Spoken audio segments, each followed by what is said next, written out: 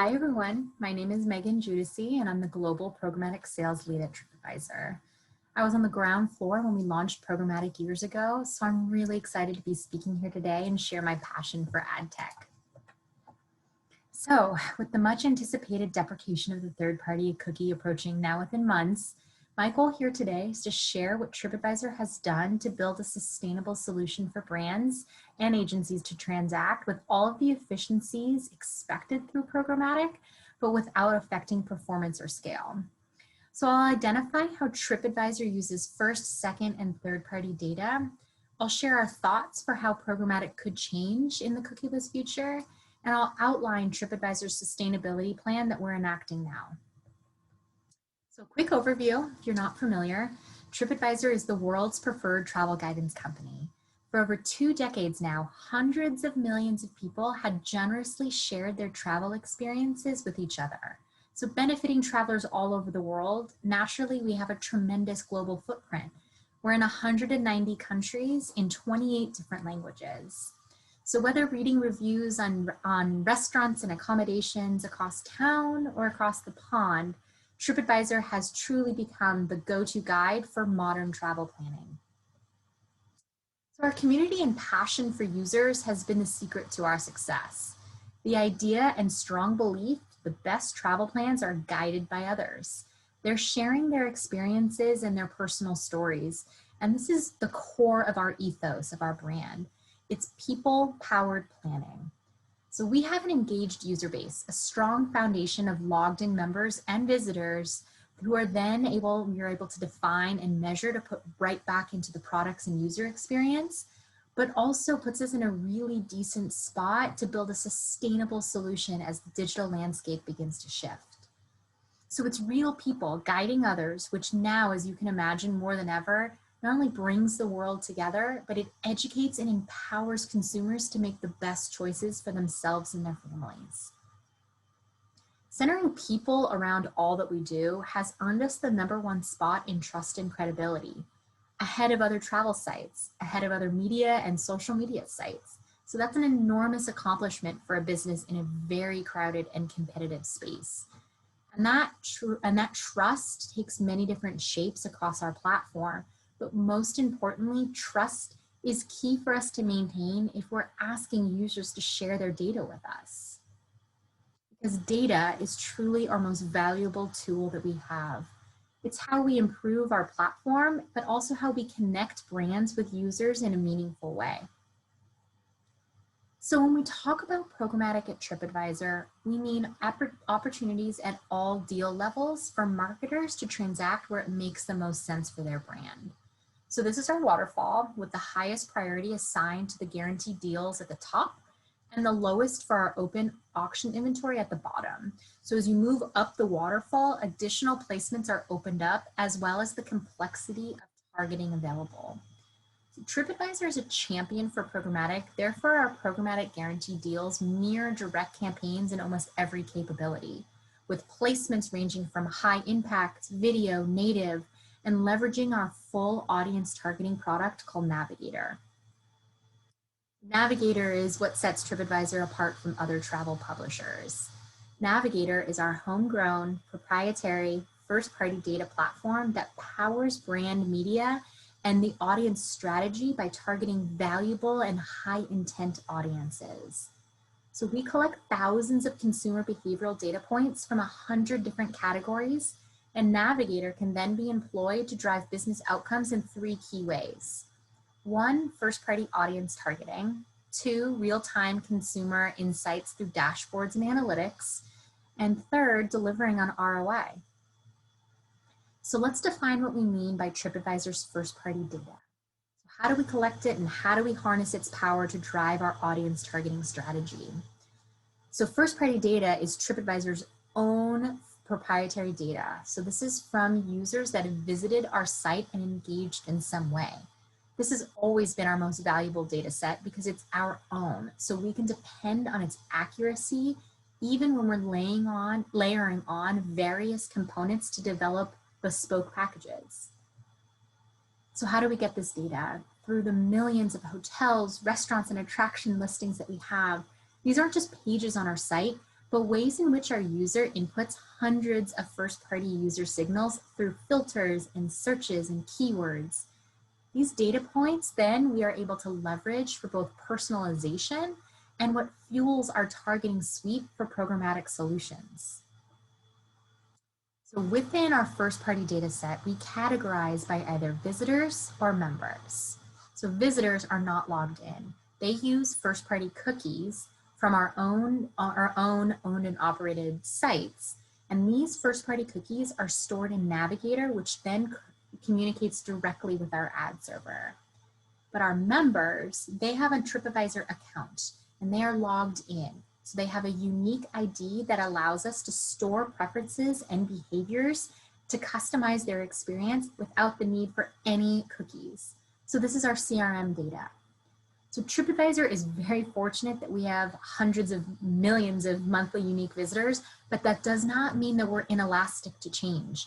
In fact, majority of our traffic are actually from not logged in visitors. So a key component of our strategy is to find ways to bridge that gap, improve identification, and enhance our learnings. So from our first-party audience data, we created 2 effective ways that advertisers can target their programmatic campaigns. Number 1 being the first-party segments. So visitors and member signals, such as those searches and filters and page views I talked about, they're all compiled into targetable turnkey sets, like luxury beach travelers, retail shoppers, or family cruisers. So using those individual inputs or combinations, we've created over 3,700 off-the-shelf and ready-to-use segments that are based on real site interactions. These segments have a finite look-back window, so typically 7, 30, 45, even 90 days, depending on the standards in that category. Then the first-party models, these also use visitor and member signals, but combined with behavioral data to predict what a user will do before they even take that action on the site. Because our models are comprised of first-party signals, they are more valuable to us than any third-party data that we could ever buy.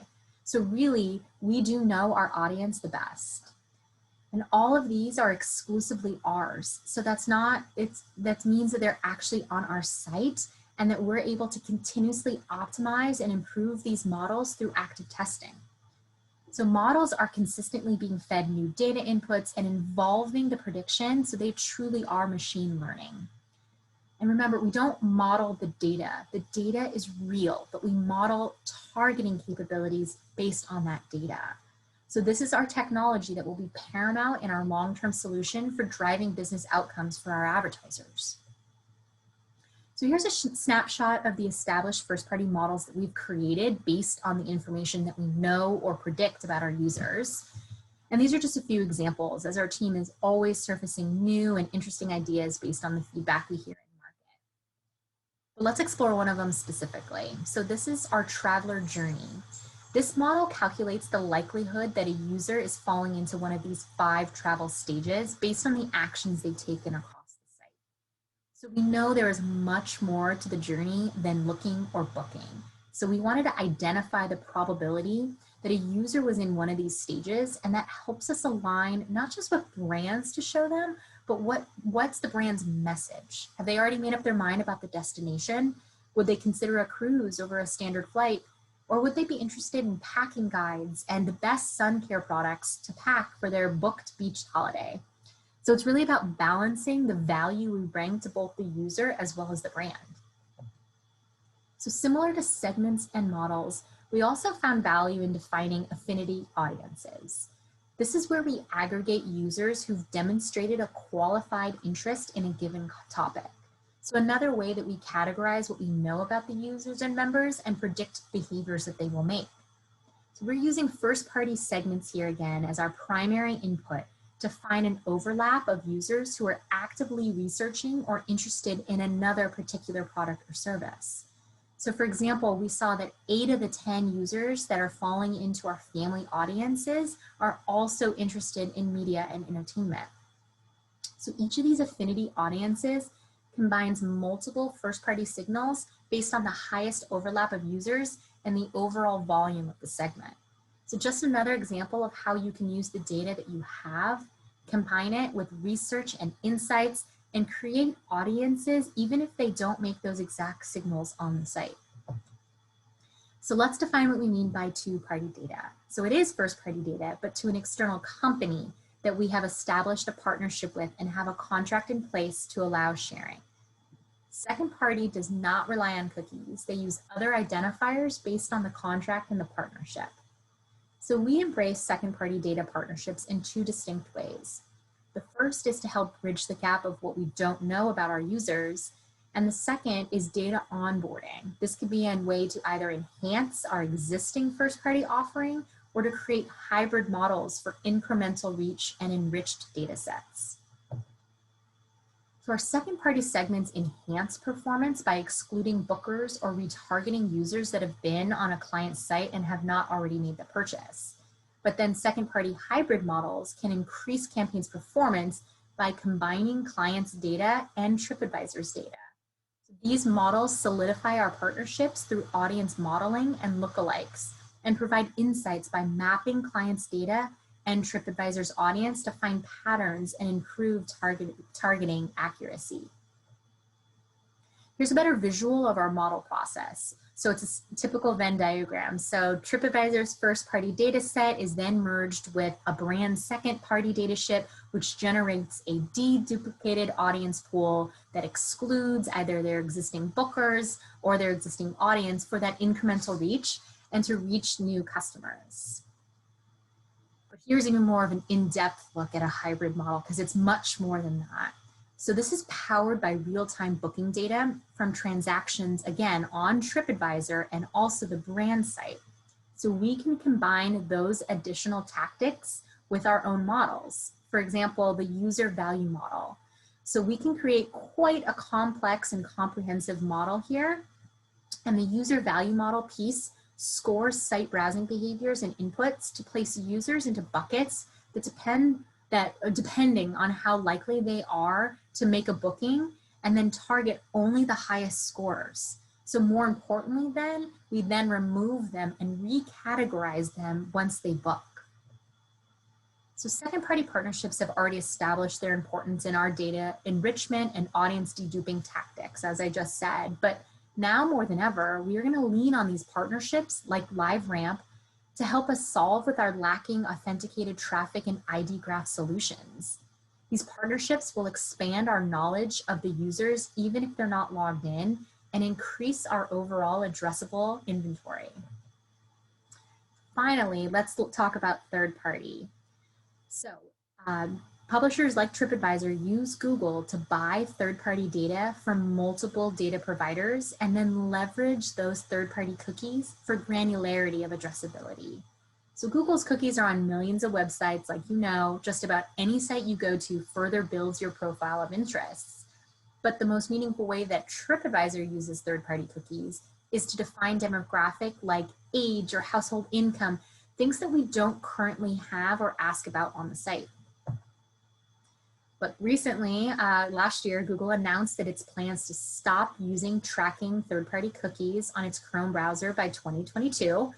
And then this year confirmed that they wouldn't be replacing the cookie with another identifier, but instead will be rolling out various solutions like their Flock, their cohort solution. So targeting will still exist and be available, but buyers and sellers should anticipate a shift in the market. So TripAdvisor already had a solid first-party audience foundation before Google's news, and I'll walk you through some of the key steps to ensure that we are providing a safe and efficient landscape for marketers to transact. So here is TripAdvisor's 4 pillars of sustainability that we're enacting now in preparation for the cookieless future. So the first is authenticated audience and first-party insights. So we have a massive user base that we just talked about, across both visitors as well as logged in members. So that means that we already have an addressable audience not reliant on third-party cookies. Couple this with our Navigator platform and we can deliver highly relevant first-party audiences to our partners. And then we're always expanding and trying to grow our logged in user base. Right now, our new membership and loyalty initiatives, and one called Trip Plus, is a main focus for us. It's It's a way for us to bolster our first-party targetable audience across multiple platforms. Next is innovation and adaptability. So what does that mean?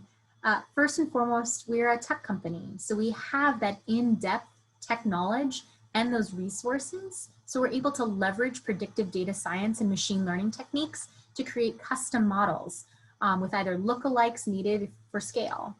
So it's important to us that these models are all available programmatically.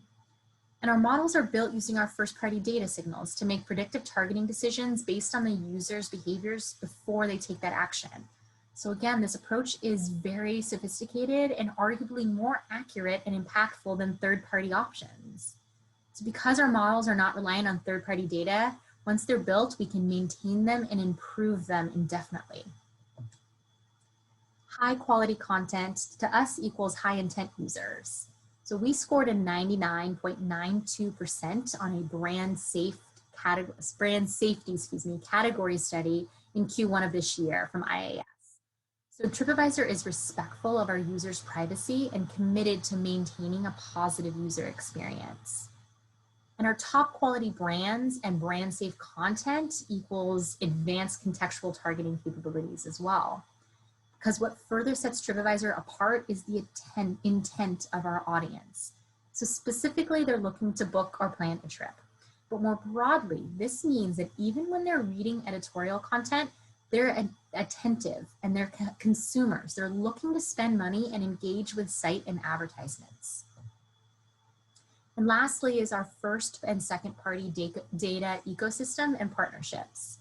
So we're trying to continue to build the second party data partnerships that allow us to solve for attribution and measurement.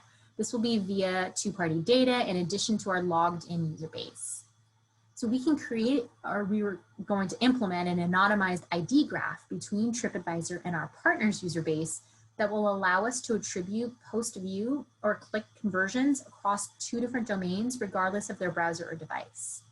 So the ID graph will allow us to learn more about non-logged in visitors, but with their consent. Again, LiveRamp is a main partner for this tactic, but we've also seen the value in establishing multiple partnerships and leaning into companies that our advertisers are also using. So we plan on being agnostic in this approach. And also what feels like it might be a given, but it's always worth confirming that any site you transact with should adhere to standard privacy, protection, and compliance with all of the industry standards. We really just want to further promote transparency in the programmatic ecosystem, as well as confirm that you're transacting in a safe environment, not just for brand safety, but also for ad fraud and for viewability. So if anything, the digital advertising landscape was due for a reset. So currently there's too large of a dependency on third-party audiences and retargeting. Too often companies are relying on third-party data and then retargeting off of those users without really knowing where and how the data was collected, without knowing if the user already completed their purchase yet. So unsure if the profile details are assumptions or surveyed. By focusing on specific demographics like women 25 to 54, campaigns are set up too broad or even too restrictive with missed opportunities. So moving forward, sellers need to lean into the tech in ad tech. Double down on data science to help develop models and targeting capabilities from data that you do have. Really understand how users are engaging with your site, and ways to allow more consent and personalization. Develop clear narratives that help align media and the targeting products to the brand objectives, and fill in the missing gaps with second-party partnerships, IDs, cohort solutions, anything else that can enrich the first-party data you have. So we're likely to see more holistic approaches in general for audience personas beyond basic demographics in future RFPs. Knowing publishers will be limited to the data they can layer on, there's likely going to be a shift in the ask from marketers, a pivot from an overabundance of third-party segments layered into a very complex line item into more of opting for reliable targeting, even if that's just contextual. So this shift is not about casting a wider net for audience reach, but really understanding the means of collection, a true quality over quantity approach. But in return, we will have stronger partnerships, superior privacy, and more likely, more sophisticated ad tech than ever before. So to recap, both buyers and sellers should use this time to really define their strategy. Sellers need to explore additional partnerships that help bolster their understanding of their audiences and identify where there are gaps. Buyers need to require transparency and evaluate the data source before defining the value. Sellers really need to understand the who, and buyers really should be critical of the where. But remember, there is good out there. Here's hoping that each and every one of you is able to book a trip soon and explore the world again. Thank you so much for your time.